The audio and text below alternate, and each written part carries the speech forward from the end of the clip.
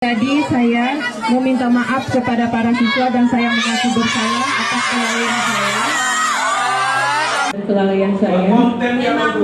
Kontennya Dan di sini saya benar-benar mohon maaf kepada Bapak Ibu. Inilah sosok Febrini, wakil kepala SM Ain 1 Mempawah di Kalimantan Barat Kalbar yang viral karena ulahnya. Sebelumnya sosok Wakasek ini viral karena perbuatannya membuat ratusan siswanya gagal mengikuti seleksi nasional berdasarkan prestasi SNBP tahun 2025.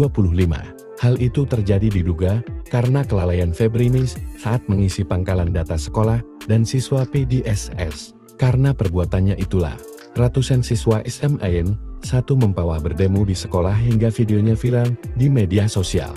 Kini, sosok Febrini guru sekaligus Wakasek itu jadi sorotan hingga disentil warganet. Sosoknya pun disoroti netizen karena disebut sering bermain TikTok. Febrini memiliki akun TikTok yang sering memposting video dirinya sedang bernyanyi di ruangan sekolah. Pada video yang viral di medsos, Febrini meminta maaf kepada seluruh pelajar dan orang tua murid.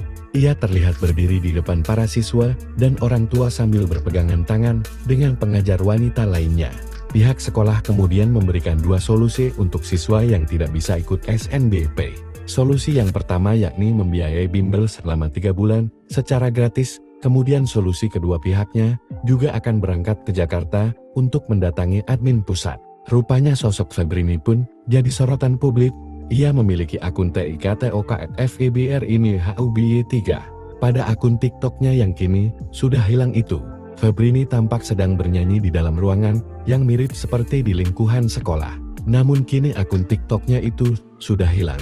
Pada akun TikToknya yang lain, Febrini juga kerap membuat video. Ada juga video yang ia buat sambil mengenakan baju ASN berwarna coklat.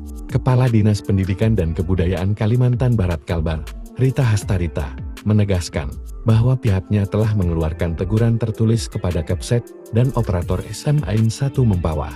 Menurut Rita, pihaknya sudah menjelaskan berulang kali ke sekolah-sekolah untuk mengisi data siswa sejak 9 hingga 31 Januari tahun 2025.